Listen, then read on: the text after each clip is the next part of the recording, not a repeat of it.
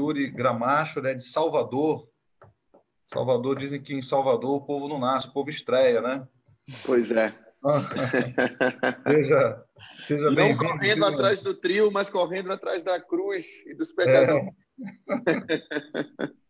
O pastor Yuri, ele trabalhou como pastor de escola, professor de religião, pastor distrital, foi departamental de jovens na Associação Bahia, serviu como missionário na Mongólia por 5 anos, liderando as áreas de comunicação, Ministério Pessoal e Escola Sabatina ali na Mongólia, e além de atuar na linha de frente como plantador de igreja entre os nativos na capital daquele país. Formou em teologia lá no IAN, né, na FADBA, em 2006, onde também fez um mestrado em teologia bíblica, com ênfase em hermenêutica e línguas bíblicas. E desde 2017, está cursando doutorado em missiologia e estudos interculturais, com ênfase em religiões mundiais pela ALAS, na Filipinas. Atualmente, ele é professor de missiologia no SALT, na FADBA, na nossa faculdade e seminário ali na Bahia. Temos aqui muitos alunos seus, viu, pastor Yuri, que passou aí, alguns contemporâneos, tá, que estudou junto com você. Estou vendo o Robson agora aqui, mandando mensagem. Um abraço aí, pastor Robson. Foi meu colega de turma. Amém. E hoje pastor Paulo coordena... Rabelo também está assistindo aí no YouTube também. O Rabelo, né? Lá da Jordânia. Paulo Rabelo, lá na Jordânia, exato. Ele será um dos aí palestrantes nossos aqui no próximo módulo. Depois eu vou chamá-lo aí rapidinho aí.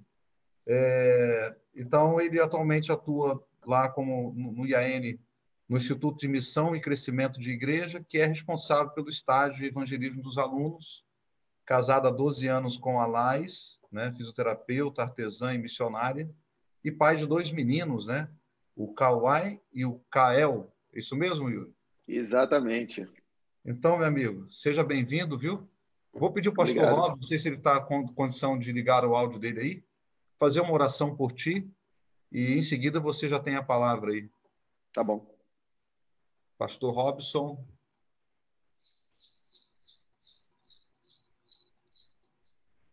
Bom, acho que ele deve estar em alguma atividade lá.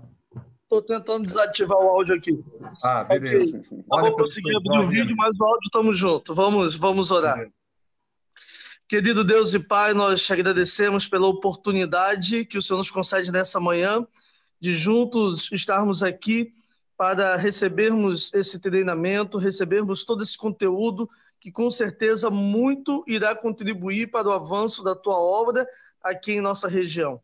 De uma forma especial nesse momento, eu peço pelo pastor Yuri que o Senhor venha abençoá-lo e usá-lo mais uma vez nessa manhã, e que as palavras vindas dos altos céus possam alcançar os nossos corações através do pastor Yuri, e que possamos estar ainda mais motivados para cumprir a missão que o Senhor confiou a cada um de nós.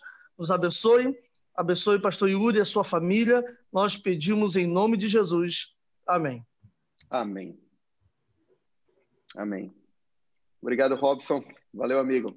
Quero agradecer primeiro o convite aí do pastor Anderson. Nos conhecemos aí no Rio, quando estive justamente visitando os alunos que estavam em estágio de evangelismo aí na Associação Rio Fluminense. Fizemos uma boa amizade e hoje trocamos muitas ideias aí a respeito de missão. Deus continue abençoando também você e sua família, pastor Anderson. Quero agradecer também aí aos administradores, óbvio, da Associação Rio Fluminense, pastor Giovanni. Nós nos falamos aí no encontro passado, né? Eu estava assistindo o encontro de vocês passado, foi fantástico, parabéns pela iniciativa da Associação Rio Fluminense, os demais administradores também, pastor Samuel, que falou agora no início, uma reflexão também muito relevante, a mensagem, pastor Jander, tesoureiro, todos os demais pastores que estão conosco aqui, conheço alguns, estava olhando aí as fotos, conheço alguns de vocês, participamos juntos aí em alguns grupos, também os líderes, demais irmãos aí, discípulos comprometidos na missão do Senhor. Eu quero iniciar lendo um texto que para nós adventistas é um texto fundamental no que tange à compreensão da nossa identidade, relacionado à nossa origem profética, nossa mensagem profética e nossa missão profética. E o texto é o texto muito conhecido de todos nós, que está, inclusive, citado na nossa declaração oficial de missão, é o texto de Apocalipse 14, versos 6 e 7. Apocalipse 14, versos 6 e 7. Diz assim a palavra de Deus. E vi outro anjo voando pelo meio do céu, tendo um evangelho eterno para pregar aos que se assentam sobre a terra, e a cada nação, e tribo, e língua, e povo, dizendo em grande voz: temei a Deus e dai-lhe glória, pois é chegada a hora do seu juízo, e adorai aquele que fez o céu e a terra e o mar e as fontes das águas. Se nós atentarmos sobretudo aqui para o verso 6, você vai encontrar os dois elementos básicos que nos interessam nesse nosso diálogo hoje aqui, nesse nosso seminário. Os dois elementos básicos que são a relação entre o evangelho eterno, a mensagem de Deus, e as culturas humanas, aqui representada por povos, tribos, línguas e nações. Então, esse verso nos mostra, de forma sintetizada e ao ponto, que se nós de fato queremos ser cooperadores de Deus no cumprimento da missão que é dele primariamente, não nossa, se nós de fato queremos fielmente cumprir a parte que nos corresponde, nós precisamos entender muito bem esta relação que existe entre evangelho e as diversas culturas humanas. E quando eu falo agora aqui de culturas humanas, não entenda apenas sob uma perspectiva de culturas de outros povos, no sentido de outros países e outras nações. Não entenda apenas numa perspectiva de alguém que cruza o Atlântico e vai ser um missionário na África, ou no Oriente Médio, ou na Ásia, como eu servi ali durante alguns anos. Quando eu falo agora sobre a relação entre o evangelho e as culturas humanas, eu estou falando sobre todas as culturas humanas, inclusive a cultura ou as culturas onde cada um de nós estamos inseridos. Porque, sobretudo, nós que vivemos no Brasil, um país com dimensões continentais e essencialmente multicultural, nós precisamos entender muito bem como funciona esta relação entre o evangelho e a cultura. Porque, na verdade, o que existe entre o evangelho e a cultura é o que nós chamamos de uma tensão dinâmica. Não tensão no sentido negativo ou pejorativo da palavra, mas tensão no sentido do relacionamento. Há uma tensão dinâmica, um relacionamento dinâmico entre a cultura e o evangelho. Eu costumo fazer esse exemplo aqui visual, que é muito comum na Ásia, né? As pessoas colocam as mãos nessa posição. Na Tailândia, nós chamamos isso de Uai. Você coloca as mãos assim e cumprimenta as pessoas. Então, como ilustração, aqui está o evangelho e aqui estão as culturas humanas, as diversas formas culturais expressas pelo ser humano ao redor de todo o mundo. E também aqui no Brasil e aí no Rio de Janeiro. Você tem esses dois elementos que precisam agora se relacionar. Eles estão aqui. E essa tensão, ela começa a oscilar, ok? Mais ou menos assim, ó. Dá para ver, não? Será que alguém consegue fazer esse movimento aqui também com sua mão? Esses dois elementos, o evangelho e a cultura, eles se relacionam em uma espécie de tensão dinâmica. Mas para que a gente entenda como funciona essa relação e de que maneira eu e você, como discípulos de Cristo, como membros do corpo de Cristo nessa terra, como cooperadores de Deus na missão, na sua missão, como eu devo me portar diante desta relação do evangelho e da cultura? Bem, para isso a gente precisa discutir um pouco sobre a visão bíblica sobre o que é o evangelho e a visão antropológica sobre o que significa cultura. e como a gente vai fazer o diálogo entre esses dois elementos, ok? A grande pergunta que eu faço logo de cara aqui para vocês, amigos, é: até que ponto o evangelho pode se adaptar? Até que ponto a mensagem do evangelho pode ser contextualizada, adaptada a uma determinada cultura, sem que ela perca a sua essência? Eu vou repetir. Até que ponto a mensagem do evangelho eterno pode ser adaptada ou contextualizada a um determinado contexto cultural, sem que a mensagem, sem que o evangelho perca a sua essência nessa adaptação? Então, a primeira coisa que nós precisamos entender é que nós temos aí, na relação entre o evangelho e a cultura, pelo menos 3 características importantes. Você tem o evangelho versus a cultura, você tem o evangelho na cultura e você tem o evangelho transformando a cultura. Mas para que a gente entenda essas 3 perspectivas, essas 3 atuações na relação dinâmica entre o evangelho e a cultura, a gente primeiro precisa entender o que é o evangelho. Bem, do ponto de vista bíblico, a gente sabe, a gente lê ali em Romanos, o evangelho é o poder de Deus para a salvação de todo aquele que crê. Tanto de quem? Do judeu, quanto de quem? Quanto do grego. Então, perceba que nesse verso, a gente consegue encontrar uma síntese muito interessante do que é o evangelho.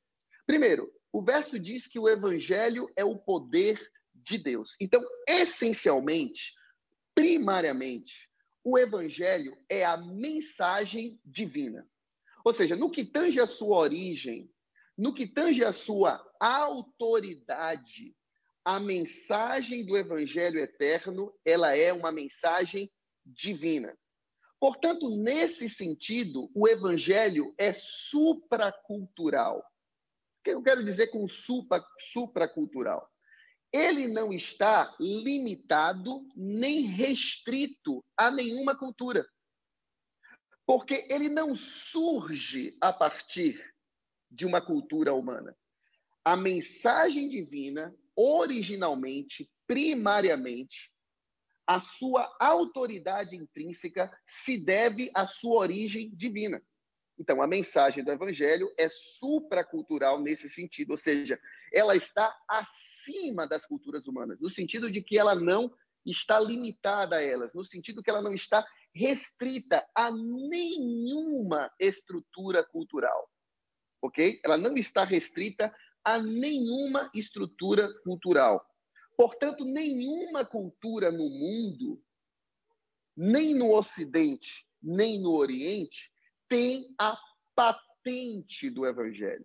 Isso significa que nenhuma cultura originou o evangelho, nenhuma cultura detém a autoridade de ser um modelo absoluto do que é, de como deve ser vivido o evangelho do reino. Então, nesse sentido, o evangelho ele é supracultural, acima da cultura humana, porque ele é uma mensagem divina. Então, a gente separa, nesse sentido, o evangelho da cultura, ok? É importante a gente entender isso. Esse é o aspecto do evangelho versus a cultura, né? Ou seja, um evangelho separado da cultura. Quando a gente não entende isso, a gente corre o risco de associar o evangelho à nossa própria cultura. Porque nós temos uma tendência a sermos etnocêntricos. Essa é uma palavra que representa a atitude de alguém considerar a sua cultura como superior à dos outros. Então, nós colocamos o evangelho dentro dos nossos padrões culturais e queremos que todas as pessoas aceitem o evangelho dentro daqueles próprios padrões. Ou seja, não é o evangelho eterno de Deus, é o nosso evangelho que a gente quer pregar. Percebe? E nisso a gente coloca um evangelho dentro de uma caixa, dentro de uma estrutura cultural, e nós corremos o risco de ter o evangelho rejeitado não por causa da sua mensagem intrínseca, não por causa dos seus princípios e dos seus valores. As pessoas não estão rejeitando o evangelho, elas estão rejeitando a estrutura que você colocou junto com ele. E que ele não está limitado a ela. Okay? Um outro risco, quando a gente não entende essa separação do evangelho originalmente como supracultural, é simplesmente aceitar tudo que vem da cultura e a gente achar que não há problema. E aí a gente entra numa espécie de relativismo teológico, onde tudo que há naquela cultura é bom, é positivo, não há problema, e tudo vira relativo. Então, esse é um outro extremo. Agora, se por sua vez a mensagem do evangelho ela é supracultural em sua origem, em sua autoridade, do ponto de vista primário, né? O evangelho é a mensagem divina, necessariamente essa mensagem divina, que não está limitada a nenhuma cultura humana, precisa ser comunicada, precisa ser expressa, precisa ser compreendida dentro de padrões culturais humanos. Porque, veja, seria impossível para nós, seres humanos, compreendermos a mensagem do Evangelho tal qual ela é em sua origem divina. Percebe o que eu quero dizer? O profeta Isaías ele diz assim, olha, os seus pensamentos não são como os meus pensamentos, diz o Senhor. Os seus caminhos não são como os meus caminhos.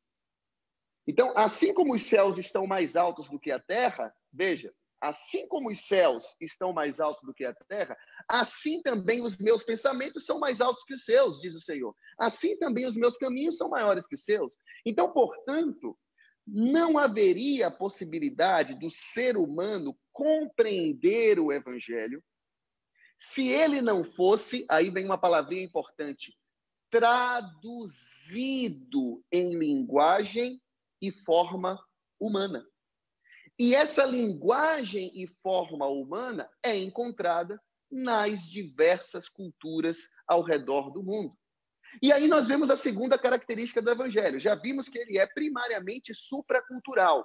É a mensagem divina que não está limitado, não está preso, que não é determinado, que não está restrito a nenhuma cultura humana. No entanto, para que esse evangelho, que tem sua origem em Deus, seja comunicado, transmitido e, sobretudo, compreendido pelas pessoas, ele precisa ser traduzido.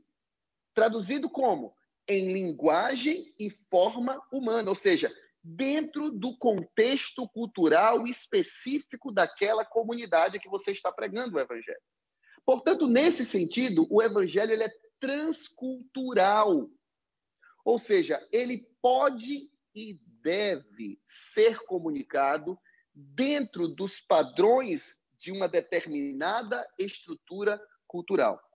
Então, quando a gente une esses dois conceitos, a gente percebe que o evangelho, do ponto de vista da sua relação com a cultura, ele é bivocacionado. Olha que coisa interessante.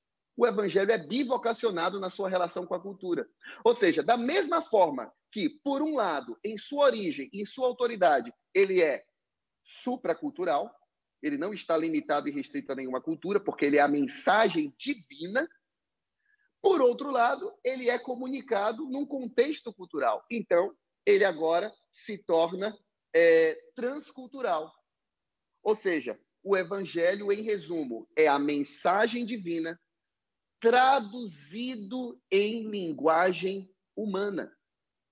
Então, se o evangelho não está restrito em sua origem a nenhuma cultura, a nenhum padrão, a nenhuma estrutura cultural específica, isso significa que toda cultura humana, e aí vem o texto de Apocalipse 14:6, toda tribo, língua, povo e nação, são veículos adequados para o plantio da semente do Evangelho eterno. São veículos adequados para a comunicação do Evangelho. Isso significa que o Evangelho, que tem sua origem supracultural, ele também é transcultural. Ou seja, ele pode e deve se adequar, se inserir, se imergir em toda e qualquer realidade cultural.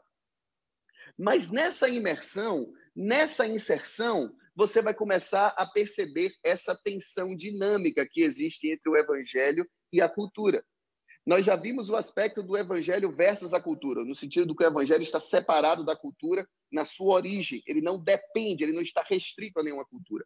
No entanto, existe uma segunda perspectiva, o evangelho na cultura. O que isso significa? Que o evangelho pode, nessa perspectiva transcultural, pode e deve se valer de elementos culturais daquela cultura específica para ser comunicado. Ou seja, não tem apenas que ver com o emissor da mensagem, com o comunicador, com o instrutor bíblico.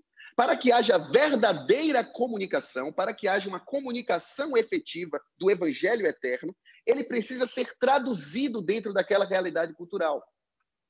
Então, o que importa nessa comunicação é como o receptor está compreendendo aquela mensagem. Então, se o receptor não compreender a mensagem, então o meu papel como missionário não está sendo cumprido fielmente.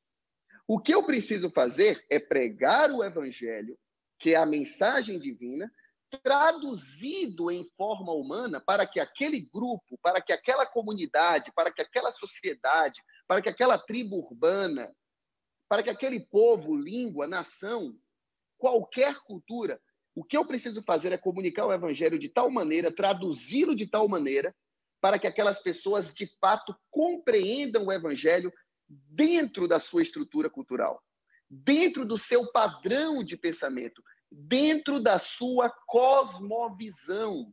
E aqui vem uma outra palavra muito importante. O que seria a cosmovisão?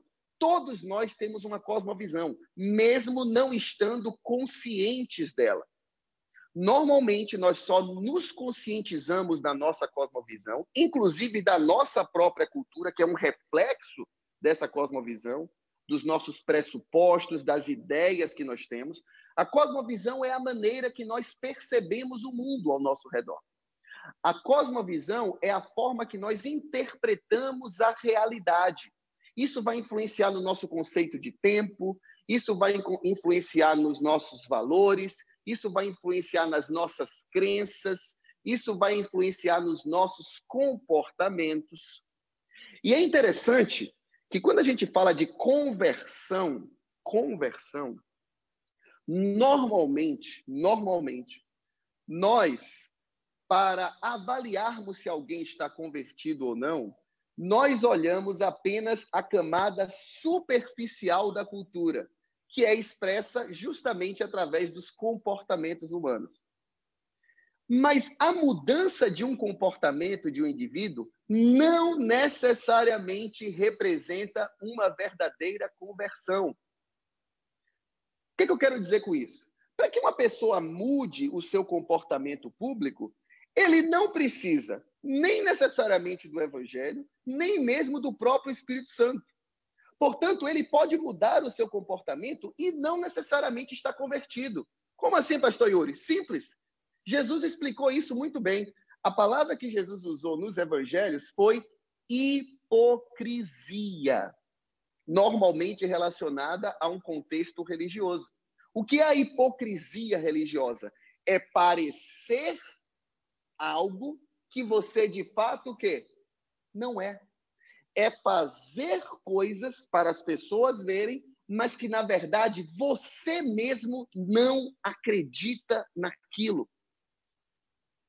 Então, quando a gente trabalha essa relação evangelho e cultura, sem entender muito bem essa tensão, ou seja, quando a gente leva o evangelho associado a um padrão cultural específico e quer vender esse pacote de forma impositiva às pessoas, de forma absoluta, como se a nossa cultura fosse um padrão para todos, é isso que acontece.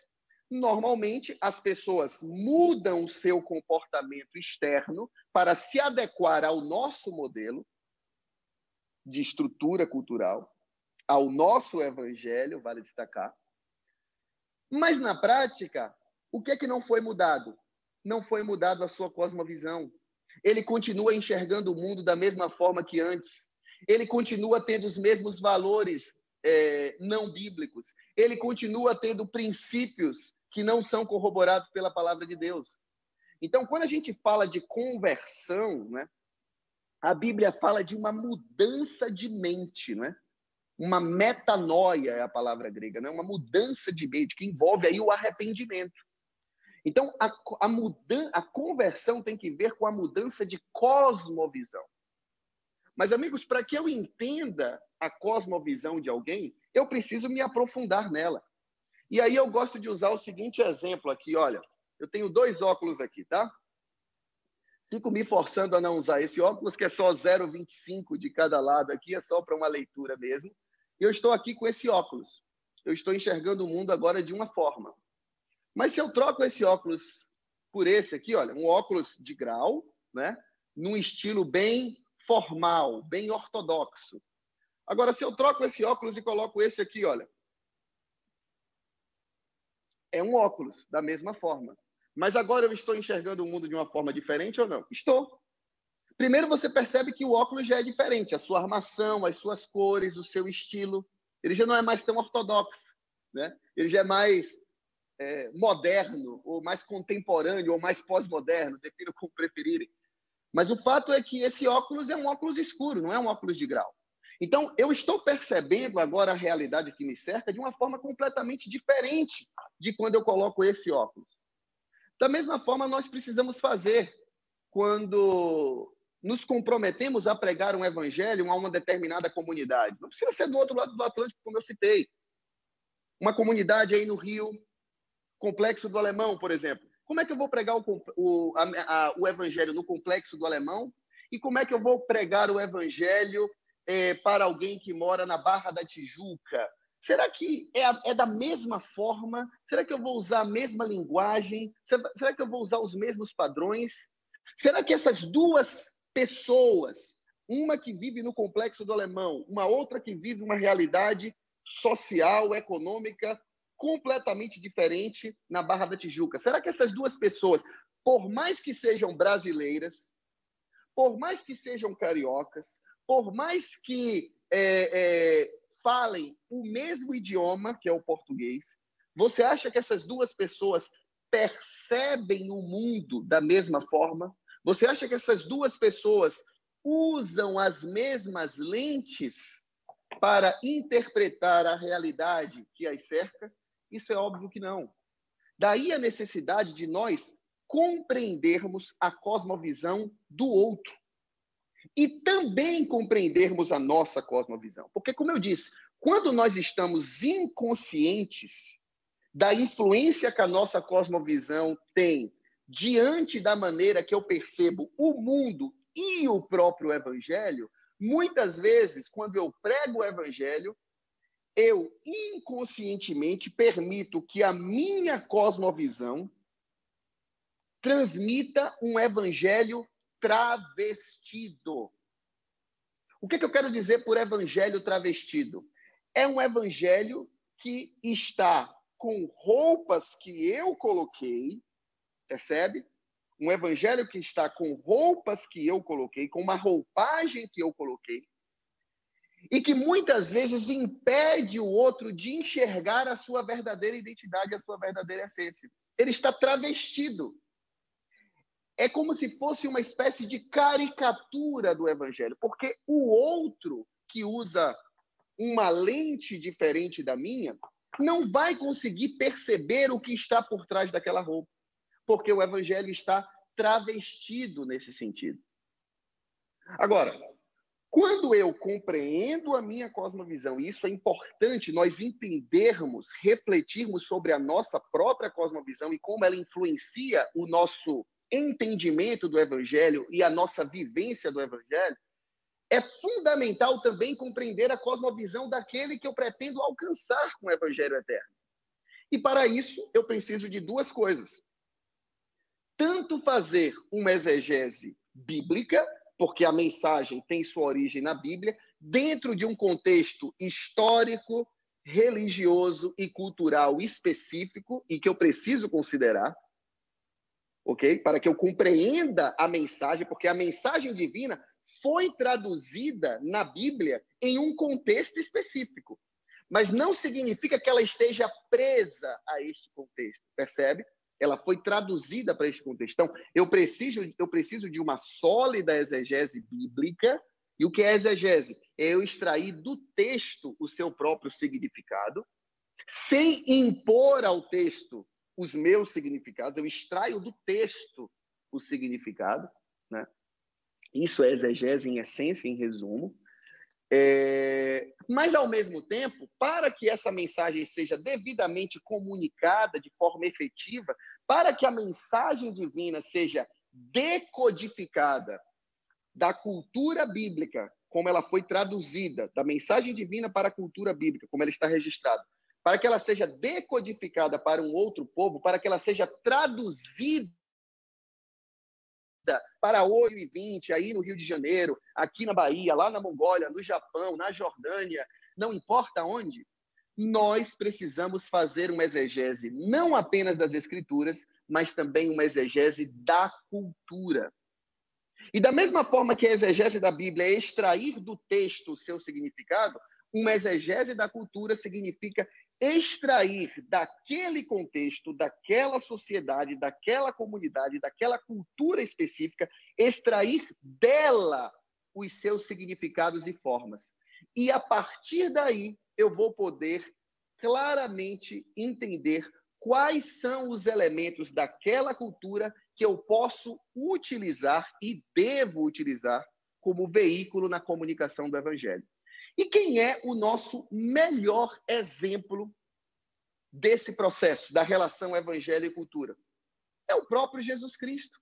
Porque, veja, o que é que o Evangelho de João nos diz? O Evangelho de João nos diz que o verbo, veja, o verbo, a palavra, né? O verbo divino, ele se fez carne e habitou entre nós. E aí sim nós vimos a sua glória. Ou seja, não era possível ao homem ouvir o verbo divino em sua forma original. Não era possível ao homem ver a glória divina em sua forma original. Então, o verbo divino, ele se fez carne. Em outras palavras, ele se traduziu. O verbo, a mensagem divina supracultural, se traduziu em forma humana. O verbo, literalmente, se traduziu em carne humana. Dentro de um tempo específico, dentro de uma cultura específica, de um contexto histórico específico. E algo incrível aconteceu naquele momento. Essa relação entre o Evangelho e a cultura, representada aí pelo modelo de Cristo, pode ser marcado por um acontecimento que literalmente dividiu a história, né? Qual foi o acontecimento que dividiu a história? Pelo menos do ponto de vista cristão, entre antes e depois daquele acontecimento. É o acontecimento que nós conhecemos teologicamente como a encarnação de Cristo. Quando o verbo divino se fez carne, quando a mensagem eterna divina supracultural foi traduzida em linguagem humana de forma transcultural. Mas ela foi traduzida através de uma pessoa, Jesus Cristo. Foi traduzida em linguagem, em forma e em carne humana. E Jesus, então, encarnou. O verbo encarnou no mundo, dentro de uma realidade específica, um contexto histórico específico, um contexto social, um contexto religioso e cultural específicos. E ali Jesus encarnou. Mas a questão, amigos, é que Jesus, a encarnação de Cristo, não foi apenas algo pontual que aconteceu naquele momento, no dia que ele nasceu e acabou. A encarnação de Cristo precisa ser vista como um processo linear, assim como é a visão bíblica da história. Né? Estudamos isso agora na lição da Escola Sabatina ontem, a recapitulação da lição. Então, veja, quando Jesus encarnou, o processo de encarnação iniciou-se. Literalmente, o verbo encarnou, se fez carne, em forma humana, sim. Mas a encarnação não estava completa ainda. É por isso que Jesus passa 30 anos da sua vida em silêncio. É por isso que Jesus passa 30 anos da sua vida antes de iniciar oficialmente o seu ministério público. E eu te pergunto, nesses 30 anos, o que é que Jesus estava fazendo? Jesus continuava o seu processo de encarnação. o que nos serve de modelo para chamarmos o que a gente classifica de evangelho encarnacional ou de missão encarnacional. Jesus continuava o seu processo de encarnação em que sentido? Ele continuava imergindo naquela realidade. Ele se misturou com as pessoas, ele procurou entender a cosmovisão daquelas pessoas, ele procurou observar as pessoas nas áreas mais comuns da sua vida. E o que é que Jesus fez, amigos? Quando Jesus começou a pregar o evangelho, a partir do seu batismo, quando ele iniciou o seu ministério público, Jesus começou a usar a Bíblia, começou a usar as Escrituras, para anunciar que o reino de Deus estava próximo, porque o tempo estava cumprido, ou seja, a profecia havia se cumprido e o Messias havia chegado, o ungido estava entre eles. Mas por que Jesus estava usando a mesma fonte que os escribas e fariseus usavam, que eram as escrituras sagradas do Antigo Testamento até então, mas, no entanto, os seus ouvintes, a sua audiência, faziam uma separação clara entre Jesus e os escribas e fariseus. E a separação era vista na seguinte frase: olha, este Jesus, não fala como os escribas e fariseus. Como assim ele não fala como os escribas e fariseus se ele estava usando as mesmas escrituras? Ele disse, não.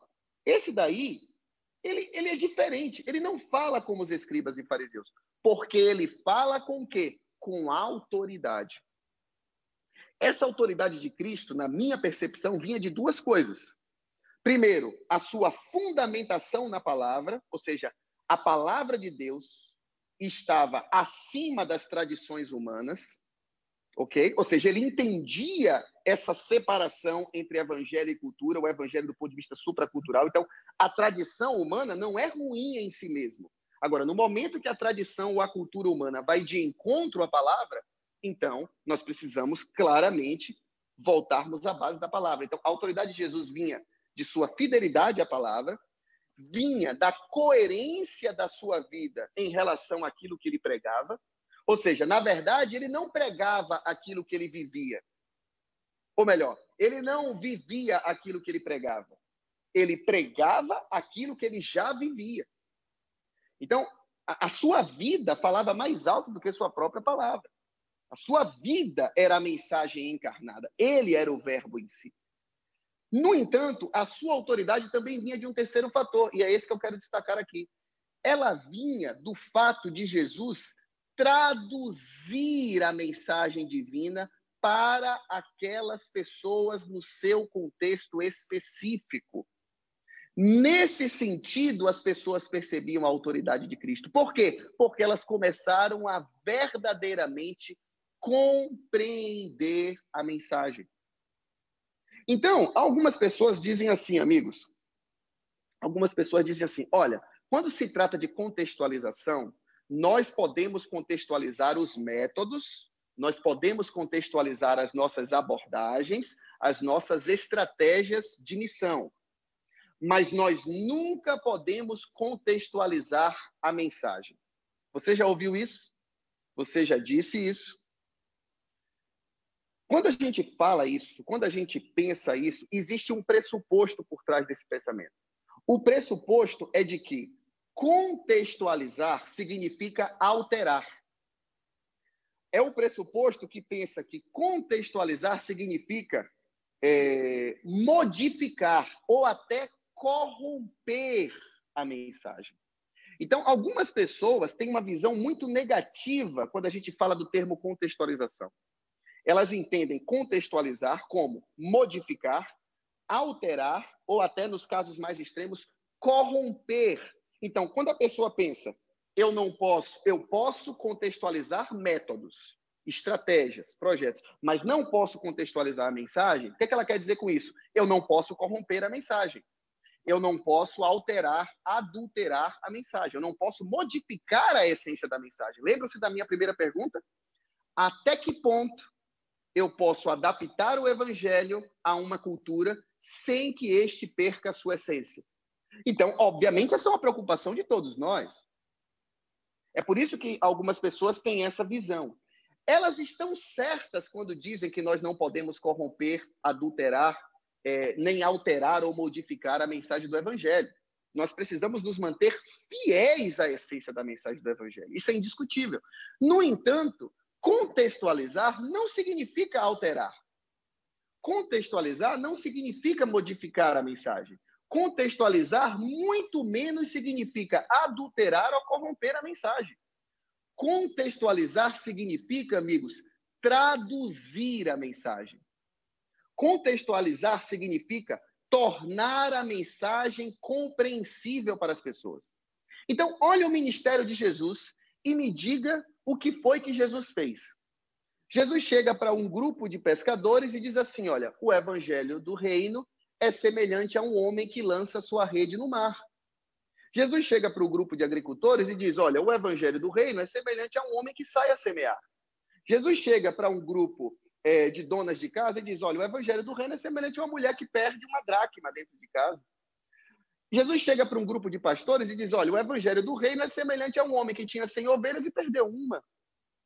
Jesus chega ali para um grupo de religiosos e conta a parábola do bom samaritano. Jesus chega para um fariseu como Nicodemos e diz, olha, você tem que nascer de novo.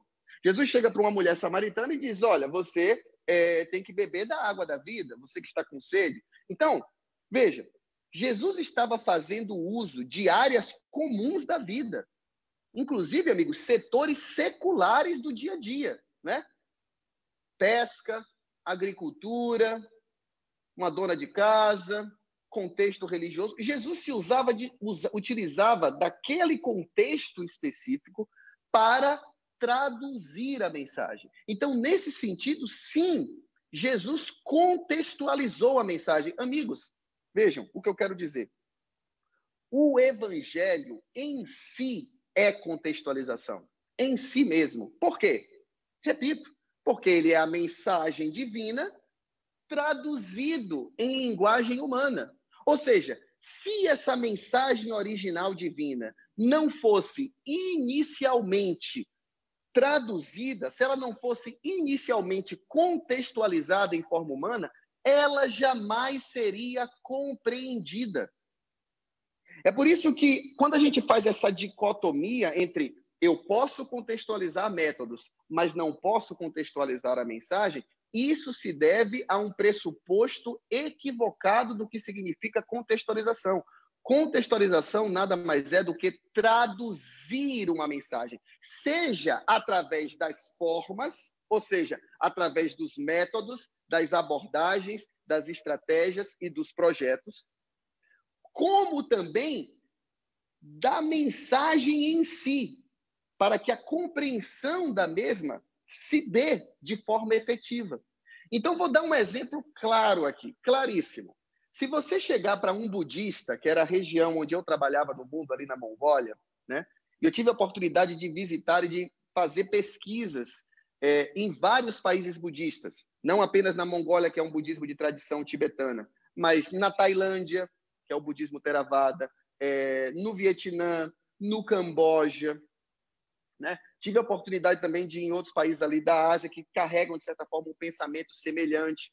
A Indonésia é um país muçulmano, nas Filipinas é um país cristão, mas eles acabam compartilhando muito da cosmovisão asiática. Se você chegar para um budista mesmo, com a mentalidade budista, e disser assim para ele, ó, na língua dele, Jesus veio te dar vida eterna, desse jeito, Jesus veio te dar vida eterna, você vai achar que você está pregando o evangelho, mas você não está. Porque na cabeça daquele indivíduo, sabe o que é que ele vai ouvir? Ele vai ouvir a seguinte mensagem. O que você está falando é, Jesus veio te fazer sofrer eternamente. Como assim, pastor? Eu estou dizendo que Jesus veio dar vida eterna na língua dele, e ele vai entender que Jesus veio trazer sofrimento para ele eternamente? Aí aquele indivíduo rejeita a mensagem, o que é que a gente fala? Povo de coração duro, essa janela 1040 não tem jeito mesmo, estão rejeitando o evangelho. Não. Eles não estão rejeitando o evangelho porque o evangelho não foi traduzido. O evangelho chegou lá travestido. Então, quando você disse para ele que Jesus veio dar vida eterna, você desconsiderou o fato de que na cosmovisão dele, vida é igual a sofrimento. Essa é a primeira nobre verdade do budismo. Vida é igual a sofrimento. Então, quando você disse Jesus veio te dar vida eterna, o que ele ouviu, o que ele entendeu na sua percepção, na sua forma de interpretar a realidade, o contexto, na sua cosmovisão, foi: Jesus veio te dar sofrimento eterno, porque vida é igual a sofrimento. O budista não quer viver eternamente. Esse não é o objetivo do budista. O objetivo do budista é deixar de viver. E deixar de viver não significa morrer, porque o budista enxerga o mundo como um ciclo chamado samsara.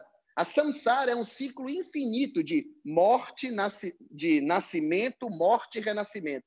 Nascimento, morte e renascimento. Nascimento, morte e renascimento. Então ele fica ali preso, ele está preso nesse ciclo. Essa é a cosmovisão dele básica. Isso é básico. Então ele está preso ali. Então o que ele quer? Ele não quer permanecer ali. Aquilo é vida eterna para ele. Aquilo é a vida eterna para ele. Ele está preso. E vida para ele é sofrimento. Desde o nascimento a gente sofre. A gente nasce sofrendo, cresce sofrendo, envelhece sofrendo e morre sofrendo. Então o cara está certo nesse sentido. A Bíblia também diz isso. Após a queda do homem, a vida se tornou sofrimento. Ele não consegue entender um conceito de vida fora desse ciclo. Percebe? Ele não tem esse conceito. Então, o que ele quer? Ele não quer viver eternamente, ele quer escapar do ciclo. E quando ele escapa, ele simplesmente deixa de existir. Ele não quer morrer. Porque morrer para ele é começar tudo de novo.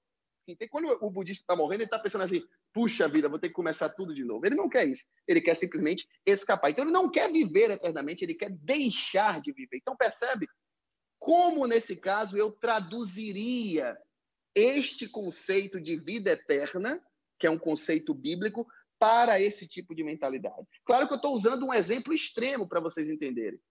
Mas será que aí, na Associação Rio Fluminense, não existem questões que nós precisamos entrar mais fundo? Será que aqui na Bahia não existem questões que nós precisamos entrar mais fundo no que diz respeito a realidades culturais específicas, realidades sociais específicas, para que o evangelho, de fato, seja traduzido em forma de respostas para perguntas que estão sendo feitas? E aqui é o ponto que eu quero destacar e concluir, amigos. Eu acho que o meu tempo está se esgotando.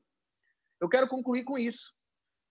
Muitas vezes, nós estamos agindo, com todo respeito, e aqui eu me incluo, tá? Nós estamos agindo como os escribas e fariseus, falando para o povo a partir de uma torre de marfim teológica. O que eu quero dizer com isso? Nós estamos numa torre teológica, numa subcultura teológica e religiosa, vivendo alienados à parte da realidade, ou seja, não estamos encarnados naquela realidade, não estamos inseridos naquele contexto como Cristo estava, ou seja, não percebemos o mundo como as pessoas percebem.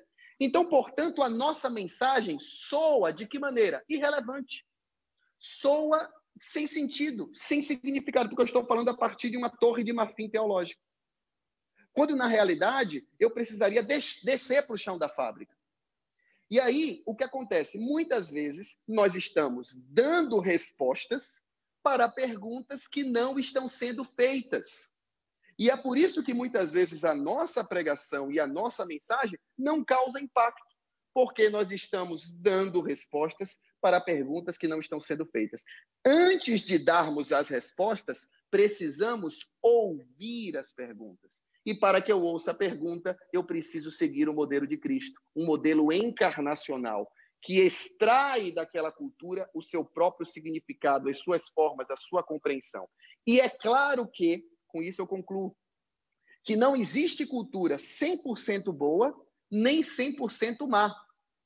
Nenhuma cultura do mundo, nenhuma, seja no Ocidente ou no Oriente, é 100% boa ou 100% má. Toda cultura tem seus elementos positivos que podem e devem ser utilizados pelo Evangelho como veículos na sua comunicação, na contextualização, tanto na forma quanto na mensagem, assim como toda cultura, inclusive a nossa,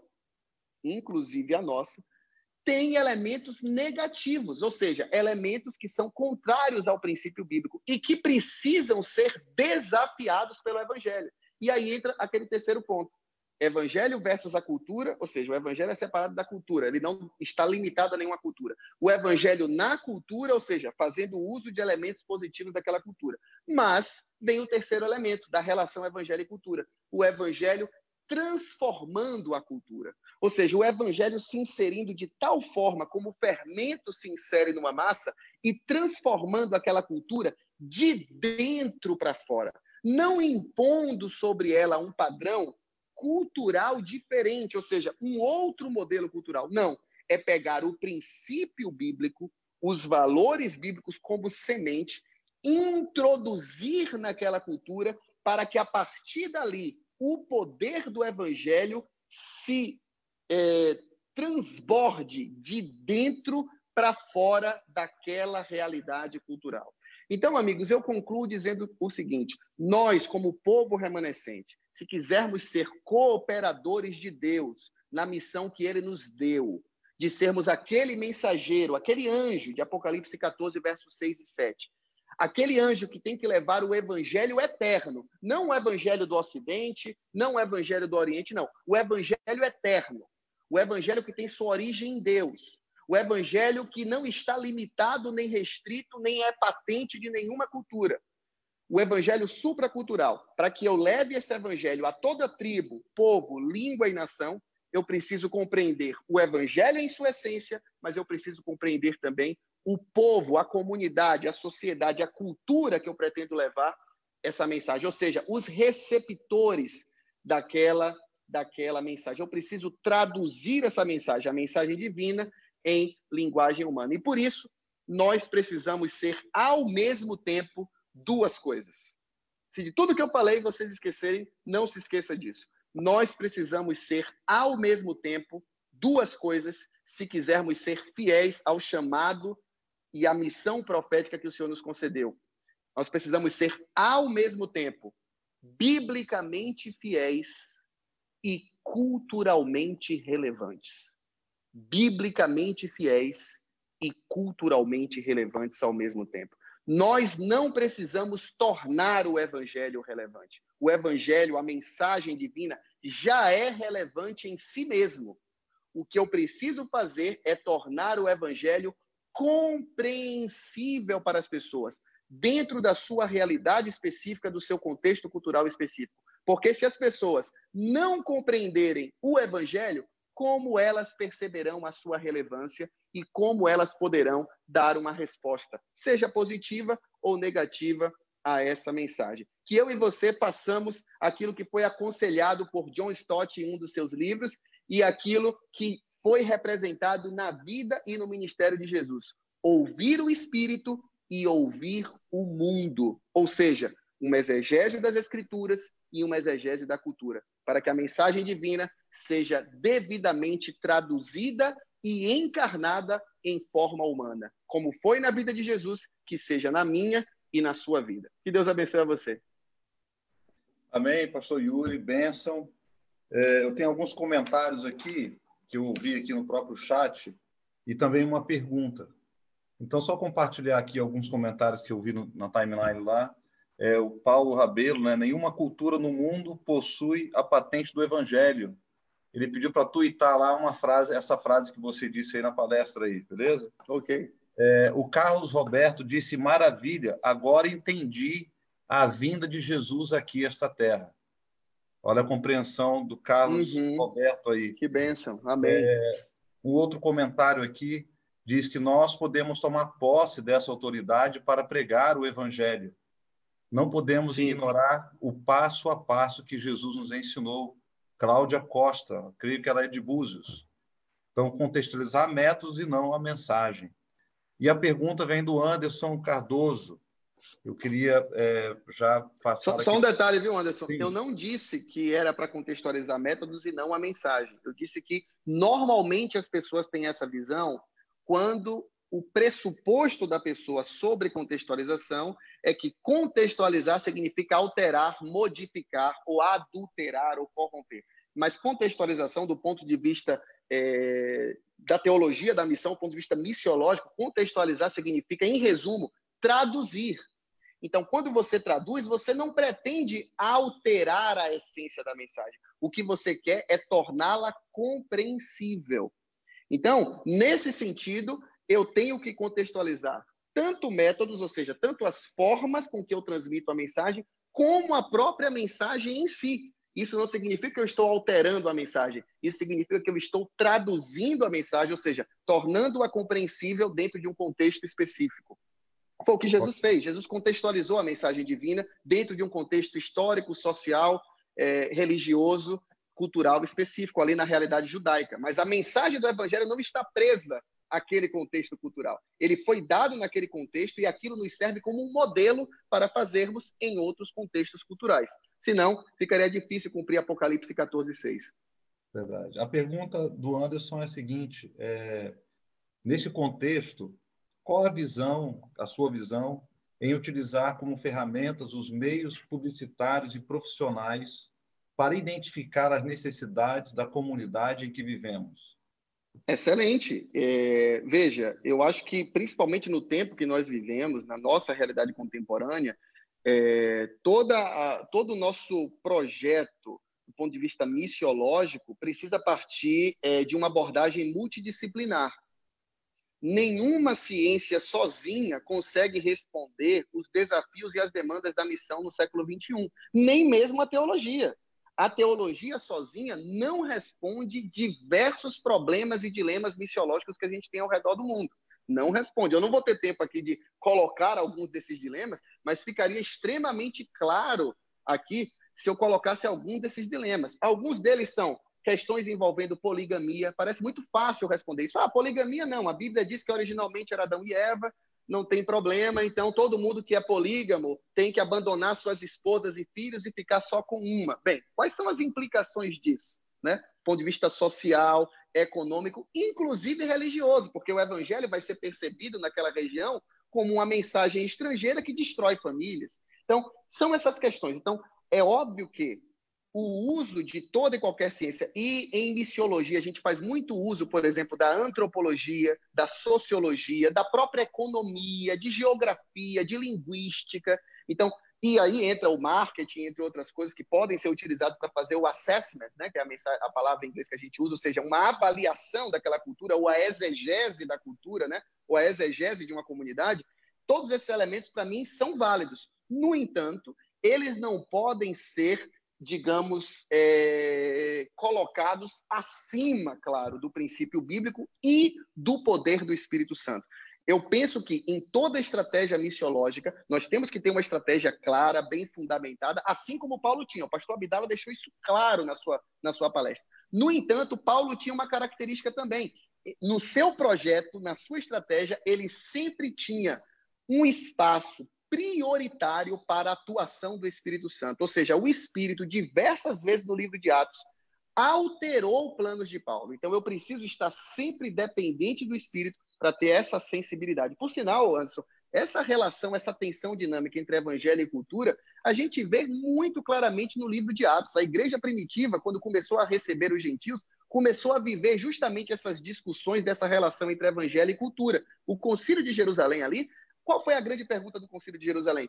Para que um gentio se converta, para que ele se torne discípulo de Jesus, necessariamente ele precisa se converter à cultura judaica? Ou seja, a pergunta era, o evangelho está preso a essa cultura? E a resposta foi o quê? Não, não está. Né? Então, isso serve como padrão para nós também. Bom, beleza, Yuri. Você usou bastante termos técnicos aí na sua fala e alguém fez a seguinte pergunta, talvez tenha entrado aí no período da sua fala, e perguntou o que você quer dizer com o evangelho travestido. Pode melhor explicar o que significa? Claro. Eu fiz uma comparação que, obviamente, uso de trocadilhos aí na língua portuguesa para que fique mais claro aí e seja, digamos, uma técnica mnemônica, né, de memorização. Usando um termo mais popular. Então, eu fiz uma comparação entre o evangelho travestido e o evangelho traduzido. Então, essa é a comparação, ou seja, seriam antíteses, né? Seriam antagônicos, o evangelho travestido e o evangelho traduzido. Por evangelho travestido, eu coloco o evangelho, quando ele é pregado, tanto em formas quanto em sua mensagem, completamente ligado à cultura do missionário, a minha cultura, sem levar em conta a cultura da minha audiência. Portanto, eu travisto o evangelho com as minhas roupas culturais. Percebe o que eu quero dizer? Ou seja, eu coloco uma roupagem no evangelho que tem que ver com a minha percepção do evangelho, que algumas vezes não tem problema nenhum, mas algumas vezes tem problema, ou seja, mesmo a nossa percepção do evangelho muitas vezes está influenciada por princípios equivocados da nossa cultura. Tem esse ponto. Então, a gente acaba travestindo o evangelho com a nossa roupagem e a gente quer impor o evangelho com aquela mesma roupagem. Então, isso é um evangelho travestido. Em que sentido? A pessoa não conseguirá entender a mensagem, ela não conseguirá perceber a verdadeira identidade divina do evangelho. Ela entenderá que aquilo é uma religião estrangeira, que não tem que ver com a realidade dela, que não se encaixa na sua realidade, percebe? Porque é algo travestido, é algo estranho, é algo alheio àquela realidade. O evangelho traduzido, não. Ele é a mensagem divina traduzida em linguagem humana, ou seja, considerando a realidade daquele contexto cultural específico. Então, aquela mensagem que é divina e que é supracultural, ela pode e deve ser comunicada, expressada e compreendida dentro das mais diversas culturas ao redor do mundo. É o que eu chamo de aspecto transcultural, ou seja, o evangelho tem sua origem fora da cultura, mas ele se comunica e é compreendido e aceito dentro das diversas culturas, não estando limitado a nenhuma delas, mas inserindo-se nelas. Beleza, pastor? Ficaríamos aqui tempos e tempos e tempos, tempos e tempo em tempo, porque eu sei que você vibra quando fala desses conteúdos. É verdade. Eu chego até a suar aqui, ó. Eu fico até suado, de tanto empolgado. Realmente é uma bênção. Creio que em outra ocasião, outra oportunidade, a gente vai ter o prazer de tê-lo aqui novamente, ok? Maravilha. Muito obrigado, pastor Yuri. A gente tem visto aqui vários comentários, várias pessoas de vários lugares aqui da nossa geografia, do Rio de Janeiro. E também fora, o pastor Clédson Pires, lá do sítio de Santa Maria do Pará, também está conectado conosco aqui, ele deu um alôzinho aqui. Então, meu querido, muito obrigado. Viu? Que Deus abençoe, que Deus fortaleça. Pastor Anderson. Sim. O pastor Giovanni. Pastor Giovanni. Estou aqui na estrada, dei uma paradinha só para agradecer ao pastor Yuri. Ô, pastor Giovanni, obrigado. Eu agradeço sua gentileza. Estou voltando de viagem da semana que nós fizemos pela União, mas nós queremos agradecer ali, que Deus continue te abençoando. Achei muito relevante essa mensagem onde nós precisamos entender a cultura e não ignorá-la. Perfeito. Precisamos traduzir o evangelho, não comprometer, né? Mas procurar exatamente a vida das pessoas. Exatamente. O senhor conseguiu resumir a palestra de 40 minutos em 15 segundos. Isso aí é o poder de síntese. Não, a gente agradece. Deus abençoe você, tá bom? Um grande abraço. Amém, idem. Que Deus abençoe também aí a todos. Que Deus abençoe também todos na Associação Rio Fluminense e que cada pastor, cada líder, cada obreiro de Cristo Jesus seja verdadeiramente um tradutor desse evangelho, ou seja, seguindo o modelo encarnacional de Cristo, né? Encarnando aquela realidade, sendo biblicamente fiel e culturalmente relevante. Amém. Muito obrigado. Um grande abraço às pessoas aí da Bahia.